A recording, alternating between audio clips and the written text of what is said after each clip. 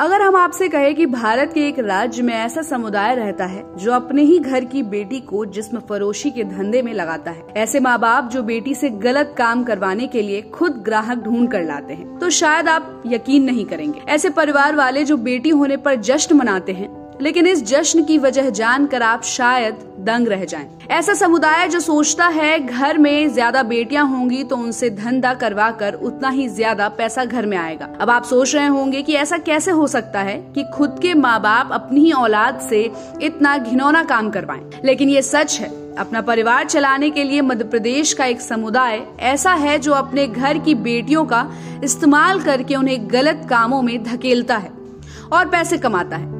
अब आप इसे घर के पुरुषों की कामचोरी कहें, देश में बढ़ती बेरोजगारी या फिर पैसे की भूख, लेकिन ऐसा परिवार मिलना एक लड़की के लिए किसी श्राप से कम नहीं है। पूरी दुनिया में जिस्म फरोशी के धंधों को लेकर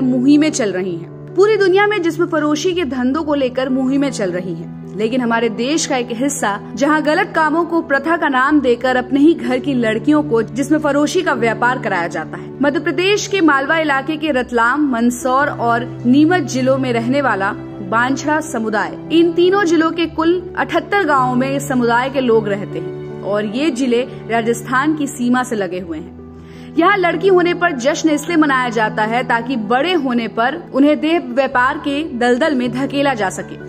यहाँ के लोग दशकों से देह व्यापार चला रहे हैं और अब जिस्म फरोशी के काम में छोटी छोटी बच्चियों को भी झोंका जा रहा है। मंदसौर और नीमच जिलों की अफीम की खेती के लिए दुनिया भर में जाना जाता है, लेकिन अब देह व्यापार भी इनकी नई पहचान बन चुकी है। 150 साल पहले अंग्रेजों ने इन्हें यहाँ बसाया था।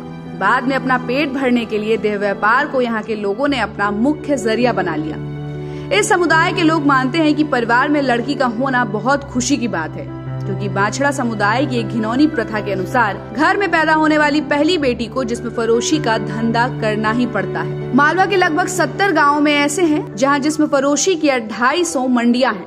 इन जगहों पर खुलेआम परिवार के ही सदस्य घर की इज्जत मानी जाने वाली बेटी के जिस्म का सौदा करते हैं। धीरे धीरे इस तरह के धंधों में शामिल महिलाओं की संख्या लगातार बढ़ रही है। माँ बाप बेटी को सिर्फ इस गंदगी के दलदल में ही नहीं धकेलते, बल्कि बेटी का हाथ इस धंधे में आगे बढ़ाने के लिए ग्राहक का इंतजाम भी घर वाले खुद करते हैं। जब कोई आदमी उनकी बेटी के साथ हम बिस्तर होने के लिए राजी हो जाता है तो उन्हें ये सोचकर खुशी होती है कि ग्राहक आया है तो अब पैसा भी आएगा। और सौदा होने के बाद बेटियां अपने परिवार के सदस्यों के सामने अनजान आदमी के साथ हम बिस्तर हो जाती है। इस समुदाय में अगर कोई लड़का शादी करने का प्रस्ताव रखता है तो उसे लड़की वालों को दहेज में 15 लाख रुपए देना जरूरी होता है, जिस वजह से बांछड़ा समुदाय के ज्यादातर लड़के कुंवारे ही रह जाते हैं। ये समुदाय कैसे वजूद में आया, इसको लेकर कोई खास जानकारी तो नहीं मिलती है, लेकिन ये लोग खुद को राजपूत बताते हैं।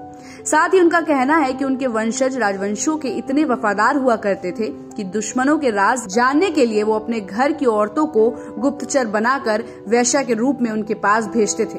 इन जिलों में ज्यादातर लोग झोपड़ी या कच्चे मकानों में रहते हैं। कहा जाता है कि मेवाड़ की गद्दी से उतारे गए राजा राजस्थान के जंगलों में छिप कर रहने लगे। जब सेना पूरी तरह तितर बितर हो गई तो लोगों के पास रोजी रोटी का कोई जरिया नहीं बचा, जिसके चलते पुरुष राजमार्गों पर डकैती करने लगे और अपने ही घर की औरतों से जिस्म फरोशी का धंधा करवाना शुरू कर दिया और धीरे धीरे इस गंदगी को समुदाय में परंपरा का नाम दे दिया गया। तो ऐसे ही खबरों के लिए आप देखते रहिए सारा समय का डिजिटल प्लेटफॉर्म। हमारे चैनल को लाइक और सब्सक्राइब करना बिल्कुल भी मत भूलिएगा।